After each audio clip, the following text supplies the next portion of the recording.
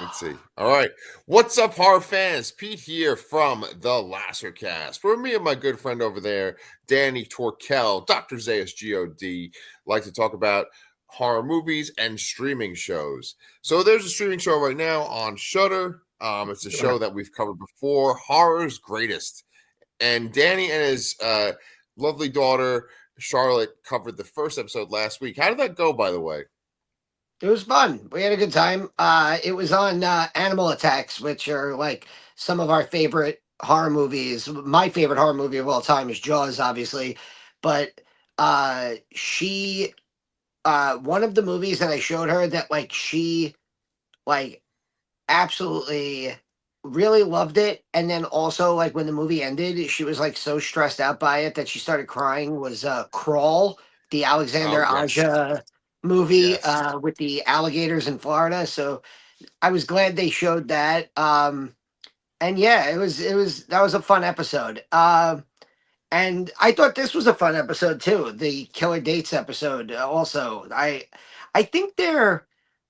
I don't want to say that like I kind of feel like 2 episodes in, I'm enjoying this season more than last season, and I think it's Mm, because they follow the same, the same breakdown. The series is done in the same way. They do their top tens, their top fives, they do the countdowns. They have, the great array of talking heads from the horror community. Uh, but I feel like they're going out there and getting a wider breadth of movies.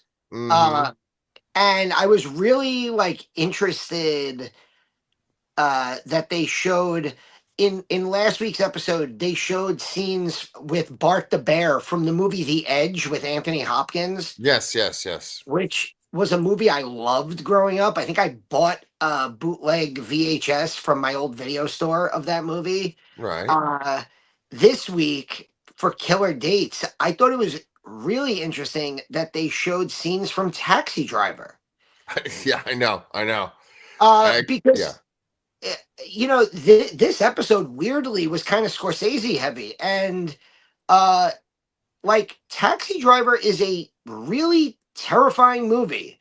If you've never seen it, and if you don't know what New York was like in the mid 70s, like up until about the mid 80s, it gives you a really dark, like really scary view of New York. And Travis Bickle, De Niro's character, that scene where he takes um, Sybil Sybil Shepherd. Shepherd to the porn theater has always been one of like those creepy, like really disturbing moments for me. And it was just interesting to have that in this episode, like alongside movies like Audition and Carrie and Bride of Frankenstein. So I kind of like that this season they're kind of going out there a little bit and doing. Yes. Yes, yes. I mean, I was real shocked when I saw Taxi Driver. I was like, wait a minute, this doesn't fit, you know? But then I realized they were trying to go for like, well written Oscar quality movies that are not necessarily horror. And so that's why they, of course, also showed Twilight. You know, Ugh. Twilight was featured quite a bit in this episode. But no, I mean, I think I like this season too more than the first season, but I think maybe it's because when you watch the first season, you're like, okay, they're covering horror's greatest. So I have to make sure that they always show this movie when they're talking about this subject. They have to show this movie when they're talking about that subject. And now by this season, it feels a bit more like loose and like they're just kind of having fun versus like we have to talk about the Omen and the Exorcist and. So I think when your expectations change, it just becomes like more enjoyable. You know. Yeah. Uh, I also think they actually got they got some uh of horror's greatest in here. Like, when you're talking about killer dates or like bad dates in horror movies, um, The Fly, Carrie, uh, the I went into this episode and there was one movie I was like, I really hope they include that in this movie, in this episode. And it's not like a movie that everybody knows. And I was so excited when they put it in because I'm hoping more people will go out and see it. It's a movie called The Loved Ones. Yes, yes, yes. Okay. I have made the point that The Loved Ones is one of the best movies that follows the Texas Chainsaw Massacre kind of formula without it being a Texas Chainsaw Massacre movie at all. But it's like most of the movie is this poor schnook gets kidnapped by this like psycho prom date, and her Yeah, dad and her keep him like locked in a house torturing him around like the dinner table, and it just reminded me of the last 30 minutes of Texas Chainsaw Massacre, just yeah. with a female villain, you know, the crazy prom date, and her like psychotic father who's helping her. I love the movie. It is brutal. If you've not seen it, I just actually Googled it. I looked it up on my Roku TV. It's on VOD. I think it's streaming on Pluto TV, which is Oh, free, it's but free. has like a million commercials. It does. They turn like 90-minute movies into 3 hour epics. So Right, I almost would rather pay $4 to rent it right. if I was gonna watch it again. But it's if you've not seen The Loved Ones, I was so happy when that movie cracked into this episode. Oh, that's excellent. Yeah, that movie did look really intense and intriguing at the same time. I was like, oh, I want to see what goes on in this one. And of course, I have not seen it. It's kind of funny because as we were going through the movies in the very beginning, I was like, oh shit, I haven't seen a lot of these. But then by the end, it kind of balanced out. I feel like maybe I saw about 60% of these movies, which that's that's lower. I mean, like I usually see like 80% to 90% of the movies, but this one I was like a little off. So I mean, one of the movies I did see was Carrie, and we could talk about that in a second. But then Prom Night 2, I've never seen that. I've never seen Prom Night 1. So, you could talk about So that one. I'll listen. The person who loves Prom Night 2 more than anyone I think on earth is Darcy, the mail girl Oh, from Joe Bob. yeah. They've shown it on there, and I would recommend go on Shudder and find that episode. Sure. She also does an amazing Mary Jo Maloney, uh, Mary Lou Maloney cosplay. Um, Prom Night 2 is a wild fucking movie. It is insane. It has nothing to do with the original Prom Night. It's very clear, and they mentioned this in the episode, that this was not a prom night movie at all, and that they were like, let's make a little extra money by convincing people that this is a sequel. That happens all the time. Like half of the direct to video Hellraiser movies were just like crime thriller scripts that they were like, let's shove Pinhead in here somewhere, and Right. now let's make it, Hellraiser 6. Right. Right. Um, Right. but yeah, Prom Night 2 is absolutely insane. There's like, and I'm not saying this again to be perverted or weird or anything, but there's like wild nudity. There's sex scenes that like cross the line into like, I can't believe what I'm watching. This is so fucking awkward. They showed it in this. There's one of the great horror movie kills ever where the locker just squishes the girl into like freaking juice. Yeah. It's Yeah. it is so much fun. It's a movie that I remember from the video store days. I remember the box very clearly and always wondering how this tied into the original Prom Night, which is like a kind of a lame slasher movie, like a revenge slasher plot. Yeah. Uh, with Jamie Lee Curtis getting like a full dance number in the middle. But yeah, Prom Night 2 is awesome if you haven't seen it. I think the last time I checked it was obviously I think it's on Shudder if you go into the Joe Bob Yeah. uh Last Driving. yeah. Uh Yeah. I think it might also still be on Tubi. Okay. Well, that's one of those movies where like people always talk about them. When we watch these kind of like documentaries on like top 10 this or top 10 that, and people just in general online talk about that movie, and I've Yeah. never seen it. This show does a great job of making me want to like go see it, especially with all the perverted sex stuff. So I'm on board, man. Now we can talk about Carrie, but I feel like, did we cover fucking Carrie like together on this channel, or did me and Sherry cover it on Anchor Pete or something? I know I did a video on Carrie one time. I mean, Carrie's been dissected to death. It's one of like the all-time great horror films. I mean, we could just mention obviously uh, when you're talking about they do a section here on the prom, being like the pinnacle of dates for young people. And I always felt bad in Carrie for the guy who she goes to the prom with, Yeah, because in like every movie that has tried to like basically rip off Carrie, that character is an asshole. yeah, But in Carrie, William Catt plays that character completely straight. He's like a genuinely like good dude. Like his girlfriend's like, "Look, I got banned from the prom. I was a bitch. I'm actually taking responsibility for the fact that I was like an asshole. So I want you to be a good person and take this like girl who doesn't have any friends to the prom." And he's like, "All right, fine." And then he goes and he's like a genuinely good prom date. Like they dance, like he kisses her in like a non like, I'm gonna rape you after the prom kind of way. And then it's like it's a genuine like moment. The blood falls, he's like genuinely upset. And then the bucket hits him in the head, knocks him out, and he apparently dies in the fire. And you're just like, that sucked. yeah. Like, uh, but yeah, I love Carrie. I always thought though the scariest parts of Carrie are the scenes after the prom where she goes home and has to deal with her mother. Absolutely, absolutely. Did you read the Stephen King book or no? Oh yeah, that was one of the first. Danny's running during the pandemic, and he discovered Audible books. Uh, Yeah, so I let me ask I've you always this. wanted them. I've Okay. always wanted them to do an authentic Carrie with her being an actress who looks like Stephen King cast in the yeah. Right. Where like like she matches what she's described as in the book, right? Yeah, So she's a little. I think she's supposed to be like a little chubby. She's a lot supposed of to. acne.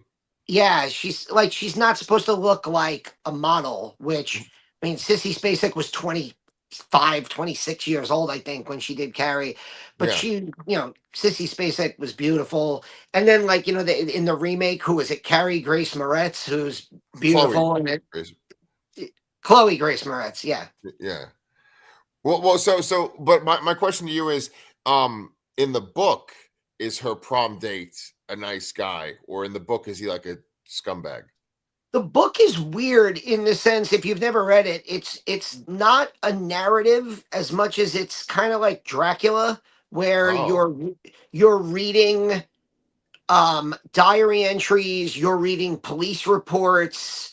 It's kind of done in that style where you're kind of learning about Carrie from all the different perspectives around her instead of Hmm. it being a straightforward narrative of here's a girl with telekinesis who gets bullied and snaps and kills everybody. Oh, okay, that's interesting. I actually I never will knew that. say that in the book, I think in the book the damage she does is far worse. I think Right. she destroys the whole town. It's not Right. just like the school goes up in flames. Like she fucking annihilates the entire town, and she kills her mother just by like stopping her heart like that. Uh which I think they did in one of the remakes. The one with oh god, I love the actress too. The actress who plays May in the movie May, she she did a Carrie where I think it might have been made for TV in like the Okay. late 90s, early 2000s.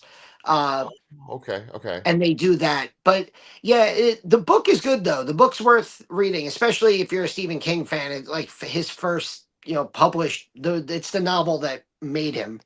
Yes. And speaking of Stephen King fans, probably one of the biggest Stephen King fans on the planet is the guy that came out of his penis, which is Joe Hill, right? And so Joe Hill. The guy who came out of his penis. Oh shit. Oh, that's I'm sorry. awesome. I'm sorry. Like last night, I'm sorry. I watched this thing on Netflix called Kunk on Life. Have you heard of that or seen that? Oh my god. I love Kunk. Yeah. Philomena Kunk. She has a new series out. Is this the new one? Yeah. Well, it's just like a docu. It's almost like this is Spinal Tap. It's like a mockumentary, Well, no, and but have you seen her other series that no, was it's called Kunk on Earth. That one. yeah, yeah, and does Kunk on Life feature Pump Up the Jam at all It anywhere? does. Yes, of Yes. course. All right, good. I gotta check it out. She works that into every episode. It's fucking phenomenal. Oh, Uh, okay. Well, yeah, I never saw the original series, but yeah, it was great. It's reverent. That's why I had that Joe Hill, Stephen King penis joke thrown in there. okay. Let's get a little bit more classy. Let's talk about some more literature references, right? Because, like you said, how Carrie's a book. You talked about the book. Now, another classic horror book is discussed often in this episode, Twilight, and that's when we talk about the toxic teen couples. Bella and Edward are one of the toxic teen couples. And Yeah. I guess it's toxic because he's like 200 and something years old and she's like a teenage girl. But That is always the weird thing, every time I go out in the living room, Athena and Charlotte are watching. I think it's like the Fuse channel that just plays Buffy the Vampire Slayer all day, every day. that's cool. And I love Buffy the Vampire Slayer. I've watched it probably 3 times from beginning to end. Um, but yeah, I mean, it's obviously problematic when you start to look at like aging vampires and uh, especially in Twilight. I mean, uh, look, Twilight's not for me. I went to the movie theater with Athena to see the first movie. I'm pretty sure I dozed off during it. And I did not see any of the sequels. So Okay. yeah, I will say I to this day I am incredibly happy and impressed that both Kristen Stewart and Robert Pattinson are phenomenal actors Yep. who have Yep. not who did not let Twilight like ruin their careers. And I don't mean ruin because they were incredibly popular movies. They made probably millions and millions of dollars off of them, but like they were able to break that typecasting. It's very similar to like the Harry Potter cast where Daniel Radcliffe, Emma Watson, even Rupert Grint, where it's like these were like 11-year-old kids playing the most popular uh, literature characters of all time at that point. Yeah. And now they're like in their 30s and they're all like really good actors and actresses. And Right.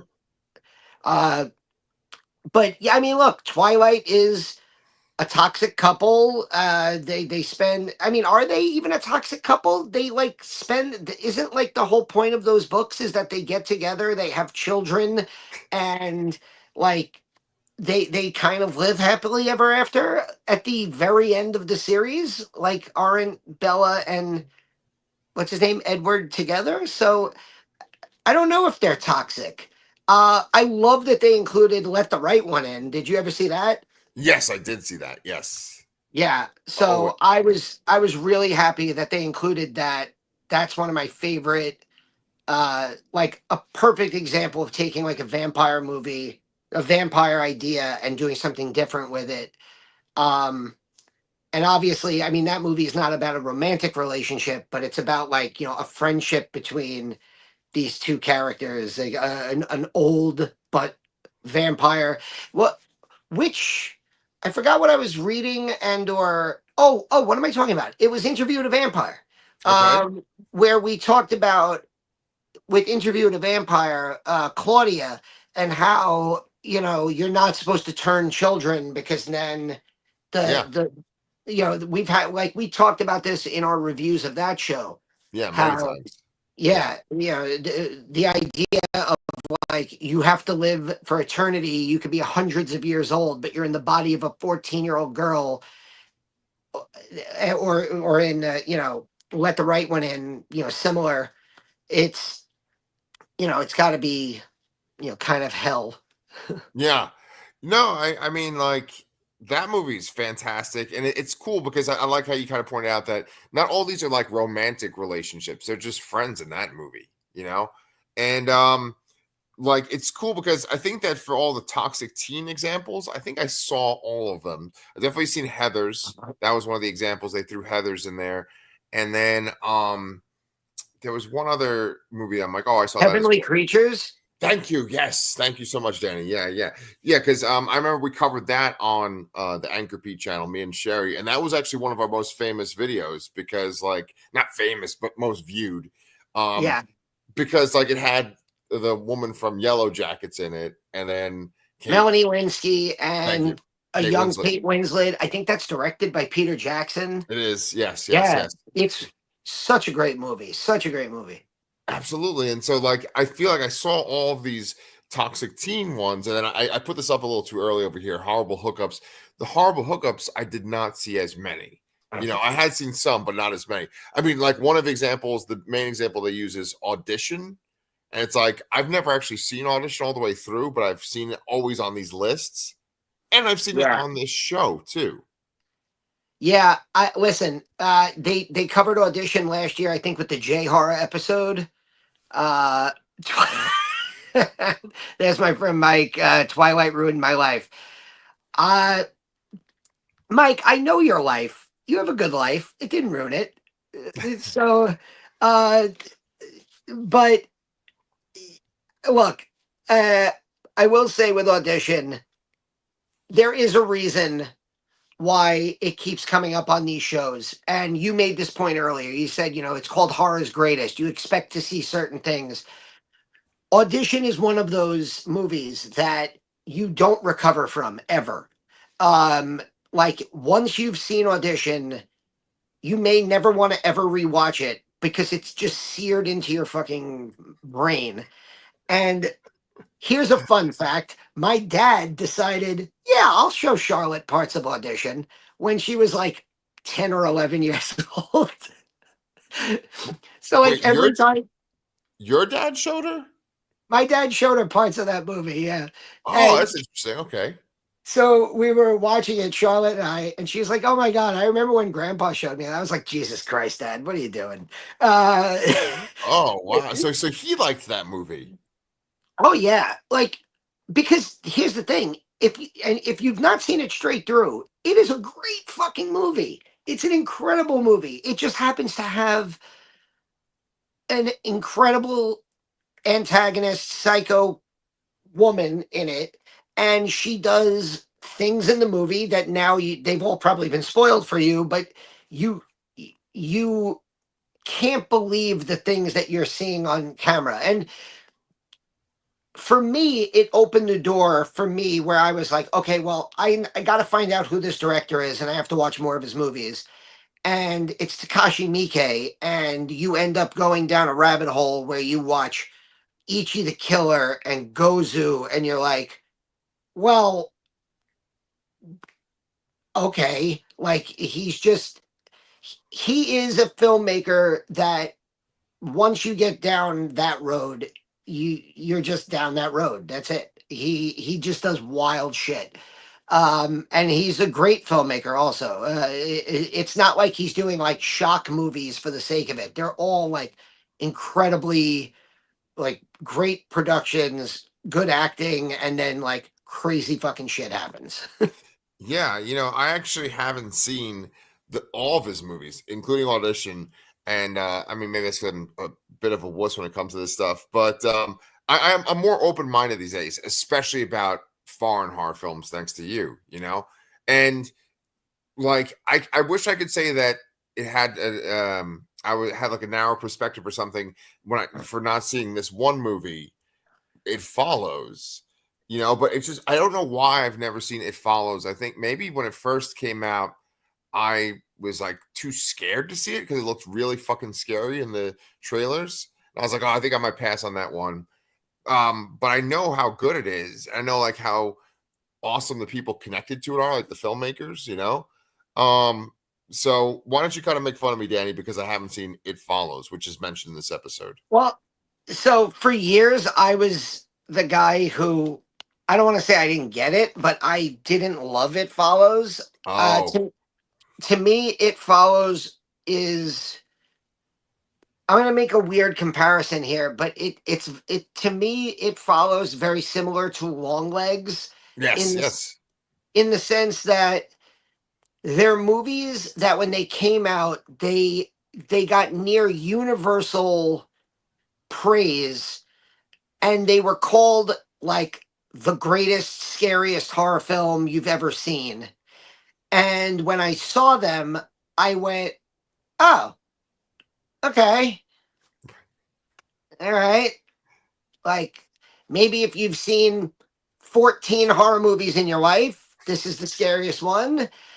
Um, I have since I rewatched Longlegs, and while I do not think it is a perfect movie, I think there's enough really creepy shit in it that made it get onto my top 10 list. Like bottom half of my top 10 list, but Longlegs I think redeemed itself with its second viewing. I was sans expectations, and when I rewatched It Follows a couple years ago, it was very similar. I was like, you know what I like? There are several, not just one. There are at least three or four legitimately scary moments in It Follows. Mm-hmm, mm-hmm, There's also an ending that I just don't like. There's mm-hmm, also a couple scenes that I think are comical. mm-hmm. Yeah, Oh, go ahead. there's no another comment from Mike. It follows scared the bejesus out of me. Couldn't sleep with the had to with my window curtain open. What I love about It Follows is it similar to like some of the Mike Flanagan stuff we covered, where you kind of have to look at the entire screen while you're watching, and like you're sometimes there's this one amazing moment where if you didn't see it, I don't want to ruin it, where characters are talking and you're just like, am I supposed to be noticing this thing all the way in the background over there? That can't be like part of the movie, can it? And then like you realize, oh, oh, it's definitely part of the fucking movie. And there's great scenes like that.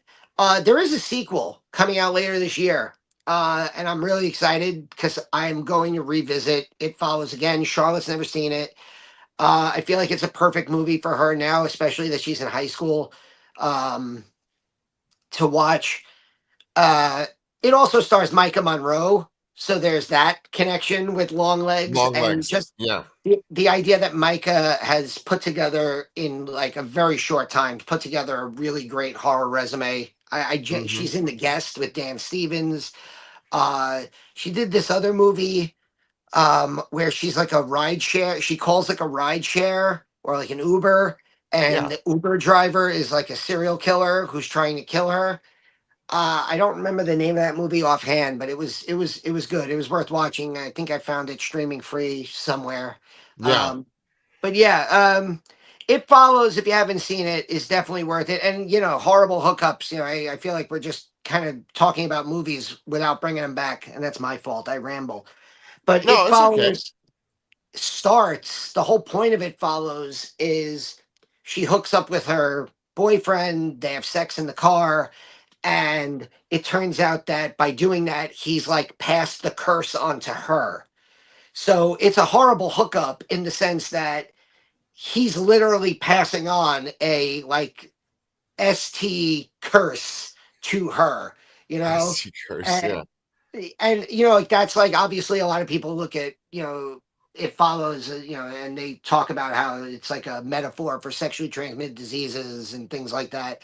And yeah, that is very blatant in what the plot of the movie is. And it comes from what at the time I think was supposed to be a good hookup that turns into a horrible hookup.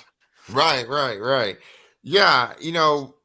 I haven't seen this movie, but they always have like references to it on these like top 10 shows as well. It is just like Audition, where this becomes a movie that people cite often. And it's so funny that you said the whole thing about like, oh man, this would be the scariest movie ever if you've only seen 14 movies. And then I start to think of, or 14 horror movies.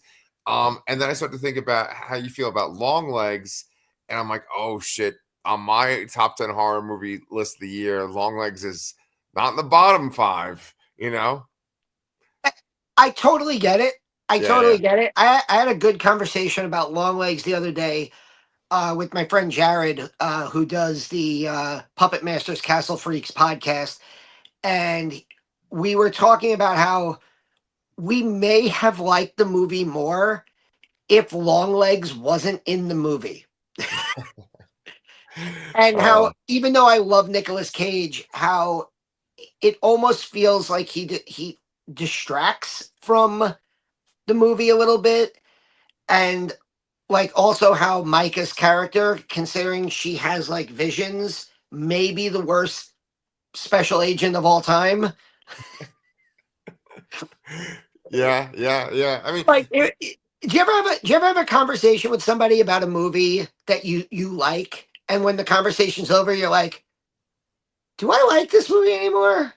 That's kind of yes, it's kind of yes, how I felt yes, having a conversation with my friend about it about Long Legs the other day, where I was like, "No, no, I like it. There are some things I don't like, but yeah, no, I like I'm talking myself into like saying no, it's okay." right. Right. No, no. I mean, that's what it's like, honestly, watching movies with my wife, especially if you get like my wife and my brother-in-law together. Like I come out of a movie and I'm like, I like this movie. This was good. But then they start kind of like picking it apart. And a lot of the times if I really like the movie, I can just kind of dismiss that. Um, Yeah. but it's funny because like one of those movies that I saw was Nosferatu, where I saw that with them, you know, and I had a certain feeling about it. And we talked about it on this channel in our review. And then I watched Nosferatu again, and I liked it like way better not seeing it with them, you know? Yeah, I feel like I'm gonna have to give Nosferatu another viewing. The discourse about it is so wild right now. Um, and like we have our little group chat with Chris and Brian, and like we were even talking about like audience reactions and the way that like people are reacting to it. Eh, I like again, I feel like I come off as being completely anti Nosferatu, even though I gave it a 6.5 to 7 out of 10. Uh, but I feel like maybe going and seeing it again and trying to like separate the conversation from the movie. Maybe I'll do that. Yeah. Speaking of, you brought up your family. Do you want to get to the meet the family part of Oh, the episode? yes, yes. And that's cool with me because I like how you did the segue there. Between here and this segment and then the segment we were about to talk about, they talk about American Psycho, right? Because they talk about like dating disasters, right? They talk about this movie After Hours, which I've never seen, but I was like really like, oh, this looks fucking good. Yeah, that's the other Scorsese movie, and I guilty. I've not seen After Hours, but I love Griffin Dunn. I just Right, rewatched and put up a short review of American Werewolf in London, and right, he may be my favorite character in that movie, other than the little British boy who says, "A weird naked American man stole my balloons." Um, right, right, right. but yeah, It's a good and impression. Scorsese's always had this kind of like odd, like Yep. tangential love of horror. Hmm. Um, which is weird because again, I feel like I'm gonna come across negative here. I I don't love Shutter Island at all. Yeah. I think I remember just Shutter Island to me was the most predictable movie I had ever seen. Right. And I think that that kind of ruined my ability to get involved in the plot because like I saw the trailer for that movie and I went, "Oh, so he's in the mental institution, right?" And like it, it was just one of those things where like I couldn't get past that cuz like I was just waiting for the reveal that I knew was coming. Yeah. But again, it's another movie I should probably give another watch to. But yeah, I have not seen After Hours, and one of the things that I love about Shudder, and when they do series like this, it's why I watch with Charlotte all the time. Charlotte loves this show, Yeah. is because I end up taking like 2 pages of notes and we end up going and trying to watch a bunch of these movies. Like It Follows, I'm definitely going to watch with her. Uh, Yeah. uh, what do you call it? The Loved Ones, I definitely want to watch with her. Yeah. Uh, like Charlotte has only seen bits and pieces of the old Universal monster movies. Yeah. She sat with me and watched The Wolfman the other night, but like she's never seen Bride from beginning to end. Hmm. And Hmm. I love that they include Bride of Frankenstein here, even Yeah. though, and I always think this is hilarious. The Bride of Frankenstein is revealed with 90 seconds left in the movie. So it's like people, if you've never seen The Bride of Frankenstein from like the 1930s, you might think that she's in the movie the whole time. No, yeah. Every scene that you've seen before involving the bride happens in the last 90 seconds of the movie. It's incredible. But It's, then, it's also one of my favorite movies of all time. But yeah, I actually loved the Meet the Family section of this yes, yes, yes. because it talks about movies that we've talked about on this channel. You're Next, Ready or Not, Get Out, Get out. Yeah. uh, and they're movies that Charlotte saw also. So she was like really excited to see those three movies she's seen. And then it brought up Eraserhead, and I was like, that's another thing that I want to do this year is I want to finally sit down and watch, kind of binge watch certain directors, and Lynch is close to the top of my list. Yeah. I hear he did this show called Twin Peaks. Have you ever heard of it? I think so. It might be on like, Netflix right now or something. Yeah. Oh, okay. Yeah, I heard that that's an interesting show to get into. But yeah, I saw Eraserhead years and years ago. Just I don't remember anything about it other than it's black and white and it's fucking weird.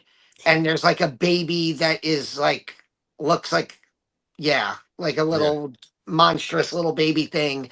Yeah. I It was one of those movies that like my friends and I rented because it's everybody like knows of it, Right. and we like put it on, but it was so weird that like we weren't really paying attention. So Right. I'd love to kind of revisit that and then use that as my like catalyst to get into David Lynch more. Sure.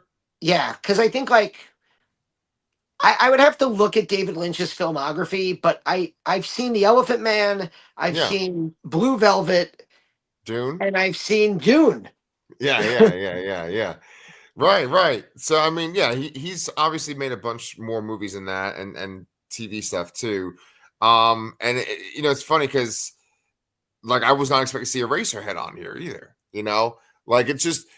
I mean, I guess you could have David Lynch because he can make very scary things in his shows and movies, like stuff that's like, oh, this isn't a horror movie, but then there's like something really scary. I mean, the best example is Mulholland Drive or whatever, when it's like that scene. You know what I'm talking about, right? Or no? Yeah, with like the weird, creepy homeless person behind the dumpster. Yeah, Right, right. And I think that they've even mentioned that on this show too. I think on Horror's Greatest. Maybe I'm wrong. That might have been 101 scariest horror movie moments. But I go ahead. no, I didn't. It wasn't the first episode of this show about like jumps. It was tropes, so that Yeah. might have been on the jump scares one. Okay. Yeah. Yeah. I Yes, think you might be right. Yeah. yeah. Mike brings Eraserhead as one of the most iconic VHS box arts. Now I'm older than Mike, like, and we're the same age, Pete. Yeah. For me, the video I always bring up the video store whenever we get to talk with David Weiner about 80s or 90s horror. We always talk about the video store and how important it was. But those VHS boxes, some of them are seared into my brain, like, and if I'm watching a movie, I just think about those 80s, the iconic like poster art and VHS boxes from the 80s and early 90s. I always bring up Evil Dead 2. Right. Eraserhead has a classic. I even brought it up before with Prom Night 2. Like, like Hello Mary Lou Prom Night 2 has amazing VHS box art. And I Sure, remember sure. like turning the boxes around and seeing like the clips, like the little pictures Yeah, from the movie. right. So yeah, um, uh, that was good. Um, Eraserheads definitely sticks out to you. The bar that I play trivia at sometimes, Lucky 13 in Brooklyn, the Brooklyn Horror Society, they do movie nights every Wednesday. So January 1st, they had a movie night, and it was like the day before I went back to work, and I was like, I don't want to go back to work. So I went to the movie night, and it was Ready or Not. Oh, And so I watched Ready or Not in a bar with about 10 to 15 other horror fans. It was a lot of fun. And that sure. movie is so fucking good. I love that movie so much. I still don't know how Samara Weaving isn't a bigger star. Yeah. Apparently, that's another movie that's getting a sequel soon. Oh, really? Yeah. Really? Yeah. Is she gonna be in it? I think so. Yeah. I don't really know how you do a sequel to that movie, but I trust the Exactly. filmmakers. I trust the filmmakers. Yeah. So Ditto. Yeah. No, no, no. I mean, it's great that like you chose this to focus on, and that this is kind of like at the end of our episode, because I feel like in this segment, it really was like a reminder of everything that we've covered recently. yeah, For you know, and it was Ready or Not, Get Out, and I mean, go ahead. Yeah. well, no, because I Oh was no, I was gonna say, oh, go ahead, go ahead. You. because Killer Dates, like we're kind of talking about werewolves and wolfmen, and uh, I feel like Killer Dates kind of ties into that. Like American Werewolf in London, David falls in love with the nurse, and they everything is happy, and they have like a nice little like budding relationship, and then of course he like freaks out in Piccadilly Circus, and the ending of that movie is like it's so abrupt, and it's so like almost heartbreaking after like laughing and like being shocked by the horror. Like you have Jenny Agutter like with tears in her eyes, like talking to the werewolf, telling the werewolf that she loves him, and then like he gets shot, and then they show his like naked corpse on the floor, and then boom, credits. You're like, fuck. Like so like you could there's a lot of werewolf, even in like the Wolfman 2010, which we covered. uh Emily Blunt's character is obviously falling in love with Benicio del Toro, and there's always a tragic romance to werewolf movies. Yeah.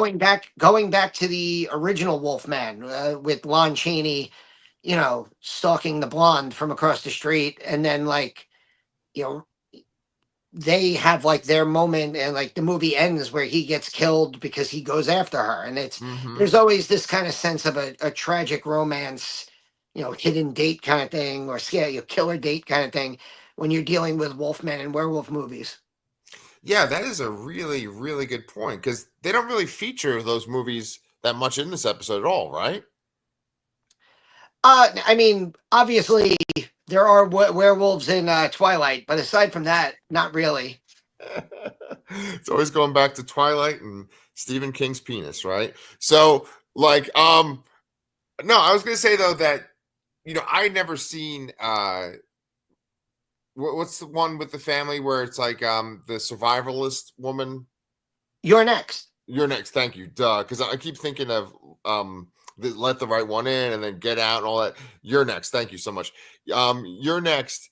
Like, I hadn't seen that until we just started talking about Ty. Uh, West. Thank you, Ty West. Sorry, it's early in the morning for me, but like I like thoroughly enjoyed that movie, watching it with you, and then talking about it with you. So it's like it's cool to kind of see that show up on these kind of shows, and I'm like, oh, I've covered that with Danny. Yeah. Great fucking movie that.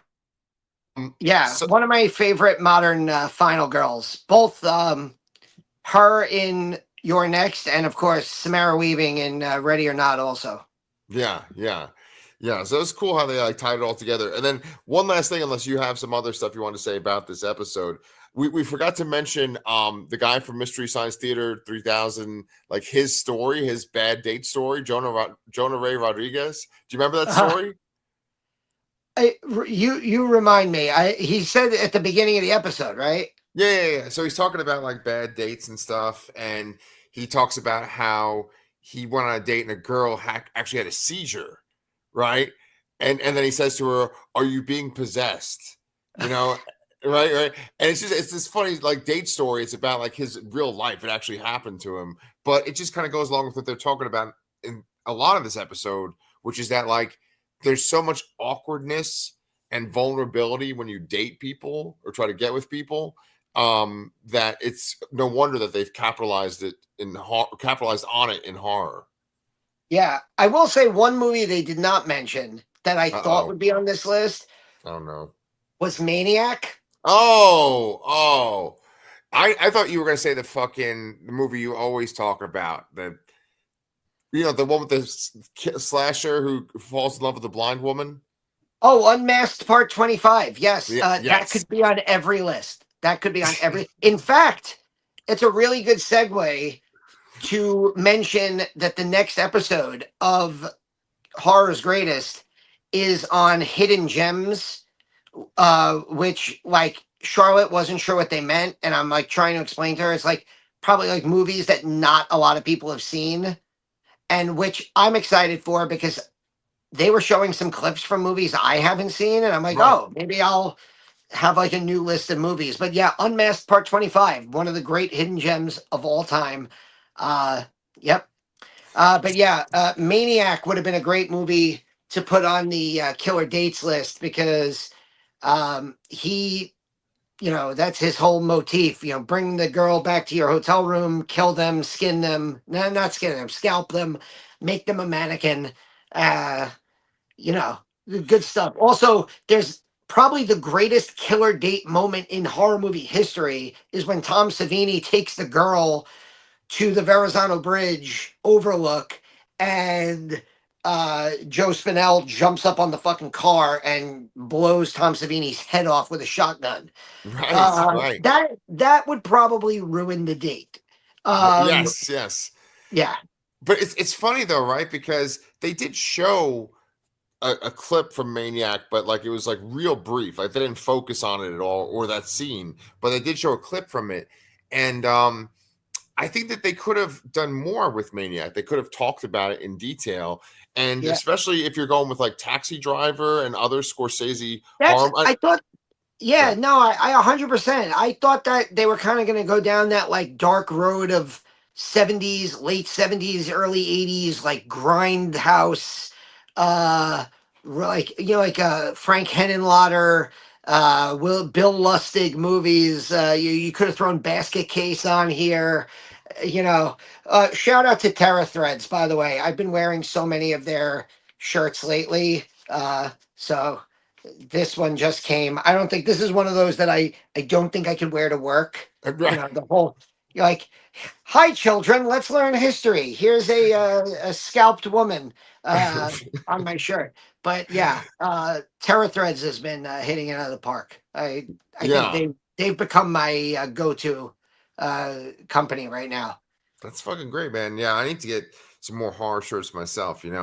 But like what else did we cover everything with this episode of Yeah, I think so. I think we hit. I think we hit all the points. Nice. Nice. So then do you want to hit the points about what's going to be coming up on our channel?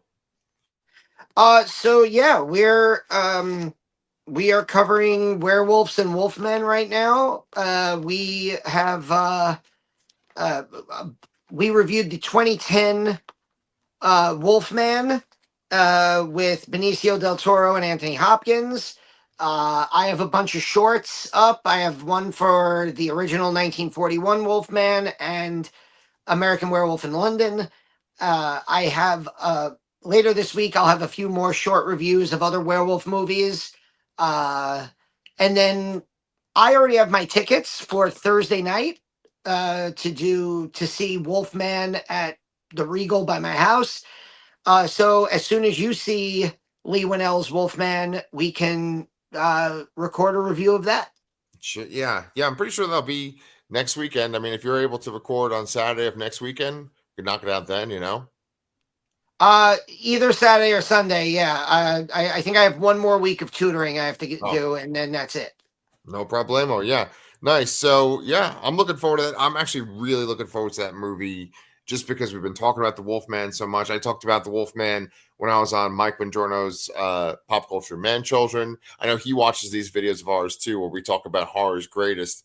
And just we're just really grateful for any of y'all that continue to watch this stuff, including this guy over here, Mike Blitz. See you guys on the next one. Thank you so much, Love sir. you, It's nice to Mikey. see you in the morning. Yeah. But yeah, that's pretty much it for the Lasser cast. Make sure that you guys like and subscribe if I haven't already said that. And you know what? We'll see you guys next